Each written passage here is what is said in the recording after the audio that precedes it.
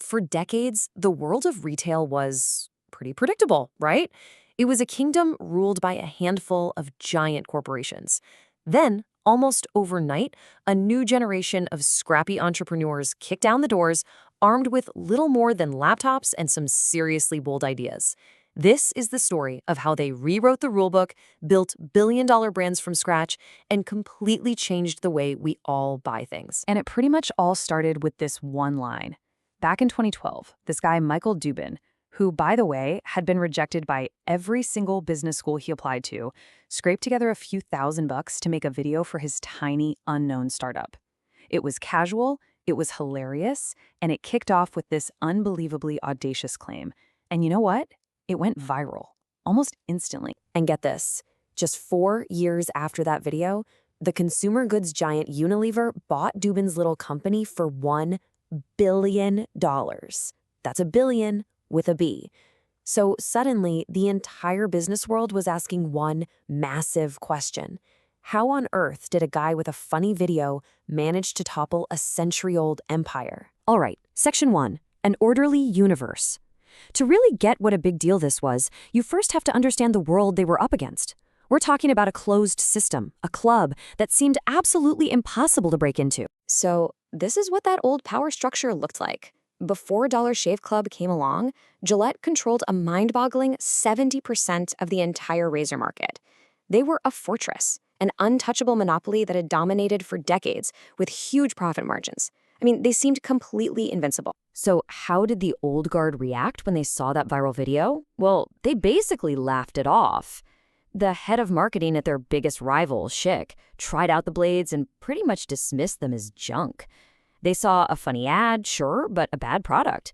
They just completely failed to see the real revolution that was coming. But here's the thing. The giants had this massive blind spot. Even Gillette themselves later admitted it was a pain point. Their own customers were just fed up. Think about it. You were tired of paying $5 for a single razor cartridge, having to get a store clerk to unlock that plastic case, and being sold all these ridiculous features like vibrating handles and flashlights that nobody needed. That frustration? That was the crack in the fortress wall. Okay, Section 2, the Disruptor's Playbook. So these newcomers, they didn't just have one secret weapon to exploit that weakness. Nope. They had an entirely new strategy, a whole new playbook for building a completely different kind of company. And the strategy? It was almost deceptively simple.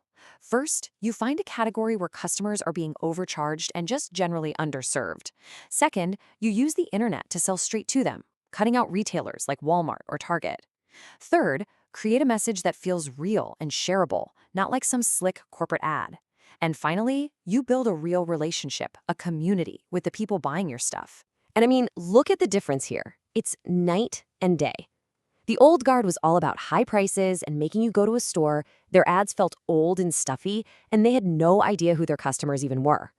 The new guard, they offered a fair price, they were online first, their marketing was cheeky and viral, and they had a direct connection to you, the customer.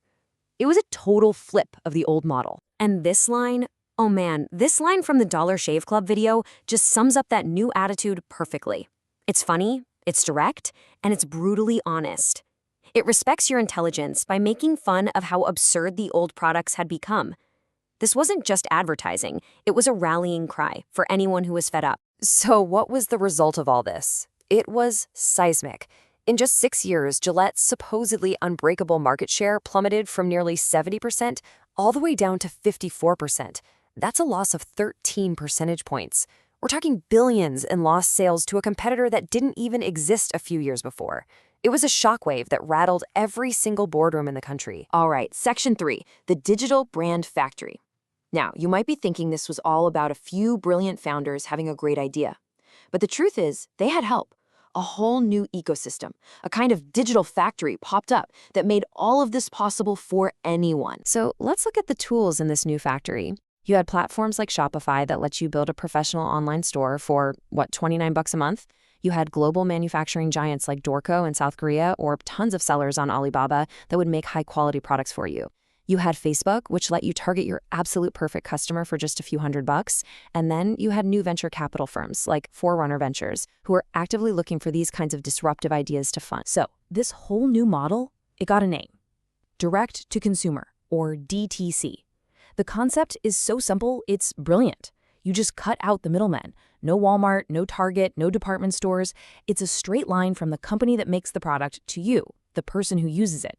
And that direct connection, that's where all the power comes from. And this new wave of investors, people like Kirsten Green, they saw something that the old guard completely missed. When she met Michael Dubin, she wasn't just investing in razors. She was investing in his deep understanding of a new type of customer. She realized the conversation was so much bigger. She saw the potential to build not just a product, but a lifestyle, a real community. Okay, Section 4, Back to the Future.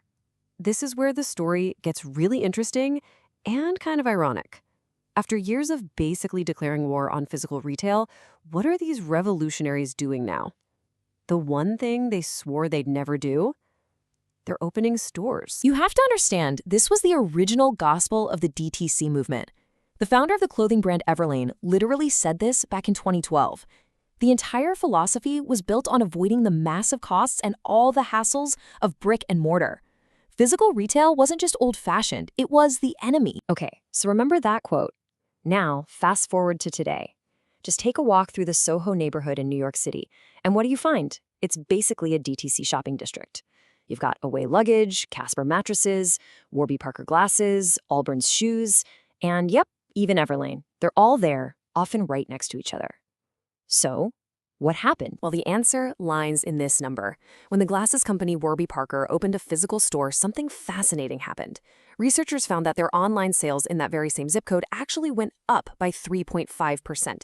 The stores weren't just stores. They were giant, profitable billboards that made the brand feel more real and drove even more online business. It's a crazy, powerful multiplier effect. All right, our final section, the brand is dead? So this brings us right up to the present. The revolution has succeeded, the playbook is out there for everyone to copy, and the whole landscape is shifting again. What does all of this mean for the very idea of a brand? If you want to see the new reality, just look at what people call the mattress wars. As soon as Casper proved you could sell a mattress in a box online, over 100 other companies jumped in and copied the exact same playbook. The cost of ads on Facebook and Google went through the roof, and suddenly, that simple strategy that launched a revolution became a much harder and a lot more expensive game to play. So let's go back to that big question. Is that old-school, untouchable brand dead? All the evidence seems to point to yes. The idea that one company, like Gillette, could just sit on 70% of a market and be safe from competition for decades, that feels like a story from another century. The moat that used to protect the castle has been completely drained. But that leaves us with an even bigger, more provocative question for today and for the future. Think about it. If the barriers to entry are gone, if anyone with a laptop and a good idea can launch a brand, what does that mean for loyalty? In a world of endless choice, where a new challenger is always just one viral video away, can today's disruptors avoid becoming tomorrow's disrupted? Can any brand really, truly last?